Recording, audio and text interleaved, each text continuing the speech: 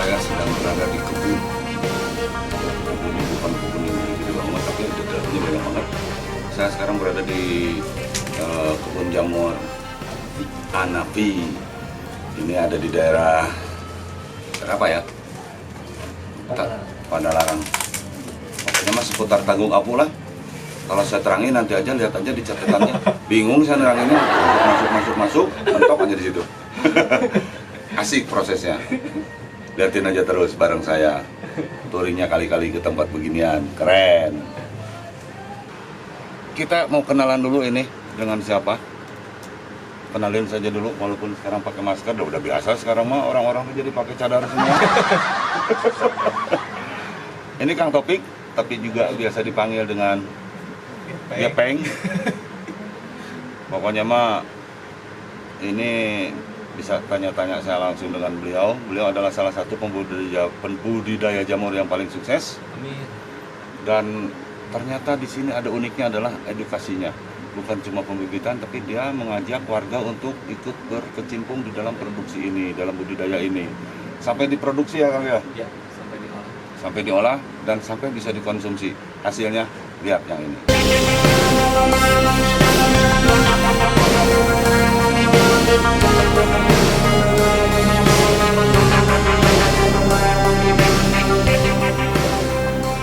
Tapi kalau budidaya jamur ini saya tanya itu dari awal saja. Dari awal sekali memproses itu sampai bisa dipetik ya, bukan proses goreng. Sampai dipetik itu berapa lama? Di proses kemudian masuk inkubasi 1 bulan, sekitar 7 minggu lah. 7 minggu udah panen. Yang lama itu diinkubasi di sini. Diinkubasi di sini berapa lama? Ini 1 bulan. 1 bulan masuk ruang panen, adaptasi ruangan. 1 minggu di situ baru mature pinhead di sini. Jadi artinya dari pertama proses sampai bisa dipetik itu sebulan setengah sampai 2 bulan paling lambat. Itu tergantung yang maunya ya. Ya. Yang mau metik maksudnya. Cuaca di lokangan juga benar. Tergantung yang mau metik, yang metiknya malas ya bisa jadi 2 bulan. Cuma kebayang jadi segede apa. Ada nih, Topik. Ini kan produksinya udah jelas saya lihat dari tadi ini. Keren-keren banget dari awalnya. Yang saya tanyakan lagi ini kayaknya bukan cuma keluarga atau dari kerabat Kang Topik sendiri ya? Iya. Yang asiknya itu dilibatkan di apa itu warga di sini sendiri?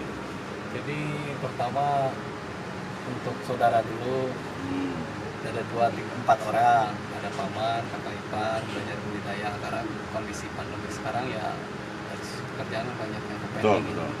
Termasuk saya itu. Ya, kondisi pandemik ini yang membuat kita berpikir ya harus kreatif lah, nambah penghasilan yang melibatkan warga saudara dulu. Kemudian sekarang alhamdulillah udah nambah tuh warga yang ngepak, yang motongin jamur gitu, sampai ke yang lain-lain, ada yang mitra jamur juga ngirim. Sampai finishing itu sama warga. Ya. Sama ngepak. Sama paknya itu asiknya bahwa dikerjakan bukan sama keluarga sendiri, tapi warga sekitar pun dilibatkan untuk dari mulai pemprosesan jamur awal sampai finishing bisa dikonsumsi sampai bisa ikut dijual. Keren Kang Pik. Ini saya mau tanya juga nih yang lainnya. Biasa mah pengen tahu atau buat apa jalan-jalan ke sini kalau tidak tahu mah? Siap. Ya. Pencarian bahan-bahan di sini karena di seputar daerah sini sebetulnya bukan Gunung Apu. Ini bingung. daerah Gunung Api tapi produksi jamur. Ini orang yang dari keluar aman ini sebetulnya. Harusnya kan bikin kapur juga ya. Ini bahannya dari mana ini bahannya? Nah, bahan alhamdulillah. Nah, ini niatnya saya bikin rumah jamur Hanafi itu untuk supaya bisa bermanfaat buat sesama. Jadi pada saat niat bikin jamur, ada Pak RT, Karang Taruna, mereka yang hunting serbuknya, serbuk kayu Kang.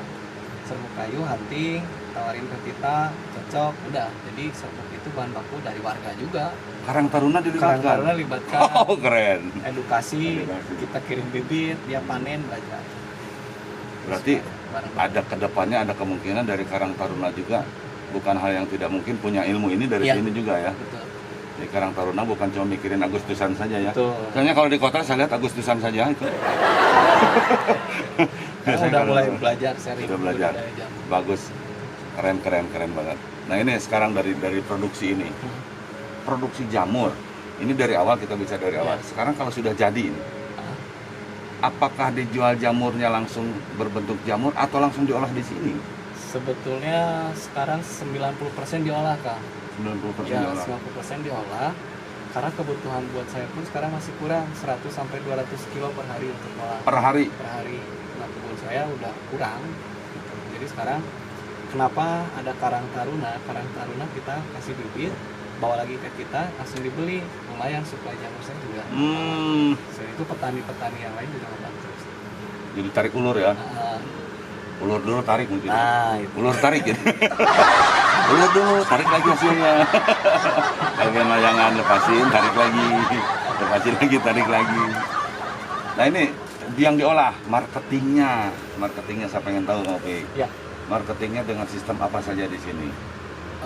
Untuk sisi penjualan, konsep pertama menjual dulu ke relasi, kontak saya ada berapa, walaupun itu adalah shortcut ya, hanya satu kali mereka nggak repeat order kan, tapi minimal kita membangun awareness atau memberikan informasi lah, hey bahwa saya sekarang udah punya olahan jamur, ke saudara-saudara dulu di kontak. Setelah itu mereka juga mereferensikan, bantuin ya jualin, lumayan Kang. Berarti ada gaya-gaya MLM-nya itu dan konsep ML ya? silaturahmi lah. MLM ya, tamatin bukan MLM. Udah itu konotasinya. Nah, ketika saudara, kakak, bibi semua teman-teman udah tahu bahwa usaha jamur, keripik segala rupa, barulah kita bangun payungnya di Instagram. Dan alhamdulillah kemarin udah kebuka pasar ke Hong Kong, Singapura, sama Malaysia, Kang. Wah. Alhamdulillah udah mulai ada repeat order, sekarang pengiriman ke sana. Kemarin mau ngirim ke Korea sama Arab, cuman ada penahanan nggak boleh masuk kuliner. Masuk ke Hong Kong, Ya, kan kita takut ditiru. nggak apa-apa Kang. Kan sekarang mah apa sih yang tidak ada tiruannya? Nah, inilah uniknya dari makanan. Jadi beda koki, beda masakan. Ada peribahasa gitu kan. Ya. Beda koki, beda makanan, beda masakan. Walaupun resepnya sama, hasilnya beda. Seperti halnya tukang lukis, suruh menjiplak pasti karyanya Pasti. beda. Ya. Tapi nggak usah takut Kang, nggak usah takut ditiru. Ya. Karena kalau jamur yang asli itu bisa dikonsumsi, kalau yang ditiru tidak, karena yang ditiru itu jamur plastik berarti ya. Itu cuma biasanya pakai print 3D itu ya. Pakai plastik itu jamurnya. Jadi nggak apa-apa. Tapi kalau anda sudah yang tiruan, silakan saja masak jamur yang palsu. Nanti kita lihat mesin steamernya juga. Oke, mesin Ada steamernya. proses sterilisasinya seperti apa. Oke, kita jalan dulu, kita lihat yang lain dulu. Oh, Kang Epeng, atau Kang Opik ya. Ini tidak semudah apa yang dibicarakan, berbuat Iya. baik pun tidak semudah memberikan telapak Betul. tangan. Sekarang menanam jamur seperti ini, ada nggak di antara sekian ribu ini yang gagal atau yang ada halangannya? Ada Kang. Ada seperti Ada contoh. Ini kan tanaman lain ada istilah hama. ya. Apakah tanaman jamur juga ada? Ada. Oh. Ini hama. Namanya jamur trichoderma. Nah, ini yang hijau-hijau ini. Ini sebetulnya bahaya karena bisa nyebar dan membunuh si miselium. Nah, ini kan miseliumnya. Nah, ada solusinya nggak? Ada sebetulnya, tinggal di karantina. Ini karantina dulu, kita lihat kekuatan si miselium. Jadi kalau orang mah ini teh kena COVID gitu. Kena ya? COVID, ini harus karantina. Terus di karantina. Nah, karena Sama nggak apa? 14 hari? Ini bisa 2 minggu kan? Oh, ini lebih dari COVID. Ini ternak bakteri sih. Ternak bakteri. Kita ternak virus. Nah, ini kenapa sih ada trichoderma? Jamur atau terkenal di petanian buto hijau ya. Banyak faktor ini tuh. Sterilisasi yang steam tadi, Iya. diproses inokulasi nanti di ruang bibir, Iya. atau ada sobekan. Oh, ada sobekan, ada udara masuk. Ada udara masuk, jadi ada campur lah si hama ini. Jadi ini sedikit manja. Kalau Manja. ada udara masuk sombong dia, nggak jadi. Sama selium kurang kuat. Hmm. Jadi di antara sekian ribu itu ternyata tidak langsung berhasil semua, Betul. tapi ada saja yang gagalnya. Seperti kameramen saya. Saya sekarang di samping saya, samping belakang dikit ada pipa besar, entah untuk apa, kita tanyakan dulu aja. Ya, saya pengen tahu ini untuk istirahat siapa di sini. Kang Opik, ini apa sih yang disebut apa ini? Ini buat kambing guling om. Dia bikin kambing presto. Nah, ini tuh alat untuk sterilisasi baglong atau bibit jamur. Jadi kan media jamur tiram itu ada serbuk kayu, ada dedak, kemudian kapur, sama dikasih bibit. Nah sebelum dikasih bibit itu harus sterilkan. Jadi sebelum ke proses tadi kesini dulu. Iya sini dulu contoh saya ambil ini ya. Kita lihat ya. Kita lihat. Saya nggak akan jadi petani jamur. Saya ambil dari Kang Opik aja. Yang sudah jadi. Ini kan baru dibungkus. Istilahnya baru Iya dibungkus ya. baru dibungkus. Setelah proses kompos kan ini ada pengomposan. Pengkomposan. Ini terdiri dari serbuk kayu, dedak sebagai nutrisi sama kapur untuk stabilisasi pH. Hmm. Dicampur, dikompos semalam, baru dimasukin ke sini, dikukus. Oh, ini ada berarti ada perapian ini. Ada di belakang. Perapian di belakang. Ya. Dikukusnya berapa lama itu? Ini ngejarnya suhu 120 derajat. Emang ada pengukur suhunya? Ada. Ini, Oh iya. ini elektrik. Jadi suhu itu bukan guru. Tapi tegangnya. 120 derajat. Kenapa harus 120 derajat? Di sini tuh terdiri beberapa bakteri yang ujung-ujungnya nanti mengganggu pertumbuhan miselium. Ini di steam sampai 120 derajat, tahan sekitar 30 atau 1 jam, ya kan? Kemudian dinginkan, baru masuk ke ruang bibit. Gitu. Jadi yang tadi kita lihat itu setelah di sini. Ya, setelah di sini. Ini panasnya pakai apa? Itu pakai gas, pakai kayu, bisa Bisa. di belakang. Pakai gas, pakai kayu. Ya, sekarang pakai gas ya, karena lebih efisien dan bersih. Hmm. Ya, soalnya kayunya udah agak susah. Bisa. Ya. Sama hasap ke dapur Pak. Ibu-ibu komplain. Ibu-ibu komplain. Oke, thank you. Kita lihat lagi ke bagian yang lainnya. Bang Opik, Ya, ini kalau saya lihat ini yang untuk pemanas ke sana ya. betul. Yang bisa mengukur suhu itu dari sini. Betul. Menentukan panas itu dari sini. Ya, Dibutuhkan 120 derajat. 120 derajat. Jika lebih dari 120 derajat, kan kita tidak tahu api. Kalau saya mungkin Iya, tidak tahu ya.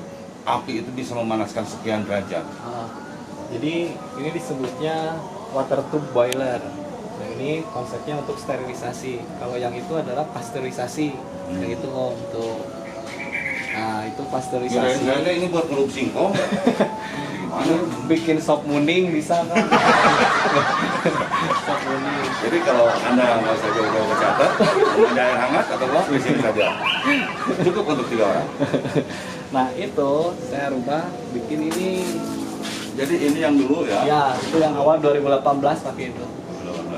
2019 mulai pakai water tube boiler. Kenapa sih pakai ini? Saya pengen semua produksi itu terdokumentasi dan terukur. Nah, bakteri dari si hama, bakteri liar itu matinya di suhu 120 derajat. Ya kan? Supaya nembus suhu 120 derajat harus ada tekanan. Nah, makanya ini pakai water tube boiler. Ini ada tekanan, ya kan? Ini suhu. Ketika udah 100 derajat, ini tekanan muncul, ini akan muncul tekanan Kang. 120 baru muncul 2 bar, 3 bar. Ini saya setting di angka 4 bar. Kemudian ngebuka, nembuslah 120 derajat. Gitu. Misalnya ini tekanan lebih, tadi dikatakan ngebuang sendiri ya. Ya, ada safety valve di atas. Walaupun sudah ada safety valve, otomatis tapi yang menunggu ini harus fokus, bro. Harus fokus. Harus fokus. Karena ini bahaya, ya. Tekanan tinggi sama dengan kayak bom. Amit-amitnya gitu. Amit-amit, tapi mudah-mudahan aja fokus. Jadi Insya Allah aman. untuk karyawan khusus yang satu ini jangan banyak begadang. Kalau terlalu banyak begadang aja nih karena jangan terlalu banyak begadang yang khusus yang bahaya. pegang ini terlalu berbahaya. Ya. Jadi Kang Opik pun menyimpan seseorang yang bisa fokus untuk mengontrol suhu dan tekanan. Walaupun ini sudah bekerja secara otomatis, tapi miss itu tidak kita bisa duga ya. Jadi tetap harus fokus. Kang Opik, ini mah ngobrolnya di sini aja. Ini produksinya tuh kalau di sini saya lihat tadi ke tempat ke dalamnya, ini produksinya memang bagus-bagus.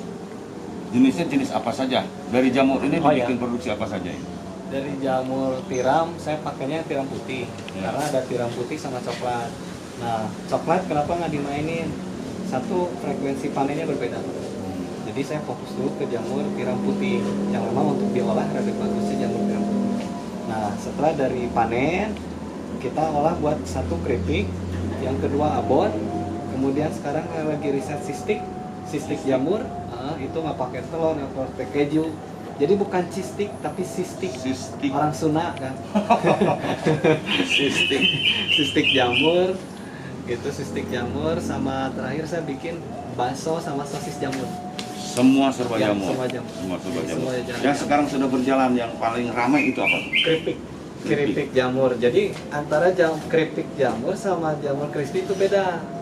Kalau jamur crispy dia masih ada kandungan air sama minyak masih tinggi. Oh. Kalau yang saya kemarin udah uji laboratorium itu 320 hari expire-nya. Karena memang kadar airnya udah habis. Kadar Hampir minyak setahun ya? 1 tahun. 25 hari. Beda sedikit lagi tahun baruan itu. Nah itu saya mendesain keripik, olahan yang sehat, apalagi COVID sekarang kan butuh asupan yang bergizi lah. Dan ternyata jamur itu, wah kandungan vitaminnya luar biasa. Betul. Tapi saya harus Kang Opik harus ridho juga bahwa saya ambil ilmunya juga. Salah. Akan saya sampaikan sama teman-teman yang membutuhkan ilmu tentang ini, tapi yang mau tahu tentang jamur tanya saja saya. Nanti saya tanya lagi Kang Opik. Tapi ini ada satu lagi nih. Barang ini bisa nyampe atau keripik produksi di sini, produksi Kang Opik itu bisa nyampe ke Hong Kong, itu gimana caranya? Atau Nah, ceritanya gimana itu? sebetulnya zaman sekarang itu saya juga pertama ya doa lah ya, doa dari ibu, dari keluarga. Bingung juga. Toko nggak punya, ya kan? Saya hanya punya sosial media kan. Sosial media kekuatan luar biasa lah, kita bisa go internasional ya dari Facebook, dari Instagram. Jadi yang dimainin itu dari Facebook kita masuk ke forum komunitas warga Indonesia yang ada di Hong Kong, atau mahasiswa yang ada di Singapura, atau mahasiswa yang ada di mana. Mereka kita mention, kita publish, kita promote di Instagramnya ke daerah sana, nyantol gitu. Kang Opik sendiri belum ke Hong Kong? Saya belum, Pak. Peduluin sama keripik. Peduluin sama keripik. Idealin saja keripiknya dulu yang ke Hong Kong. Kang Opiknya mah nggak, belum ya? Nggak usah, soalnya kalau Kang Opik ke Hong Kong, di sini tidak ada yang produksi. Betul. Jadi kekuatan sosial media tuh luar biasa. Seperti Abah juga keren pisan lah, sangat membantu. Wah, kalau saya mah di sini hanya petugas jalan-jalan karena PSBB. Betul. Saya mah bukan pers, bukan apa-apa, sama seniman korban PSBB. Karena PSBB bagi saya adalah pelaku seni babak belur. Tapi jangan mundur. Seperti Kang Opik dulu juga pernah menjadi seorang karyawan. Betul. Dan pikiran kemandiriannya oke. Dia berjuang terus sampai sekarang. Bukan cuma Kang Opiknya yang berhasil, Amin ya Allah. tapi warganya ikut terbantu. Itu yang saya salutnya. Saya banyak melihat suksesnya seseorang menjadi seorang pengusaha, tapi saya biasa-biasa saja. Karena apa? Karena saya tidak tahu tentang mereka. Kalau yang ini luar biasa, karena saya tahu tentang Kang Opik. Jadi bukan keberhasilan untuk sendiri, tapi di lingkungan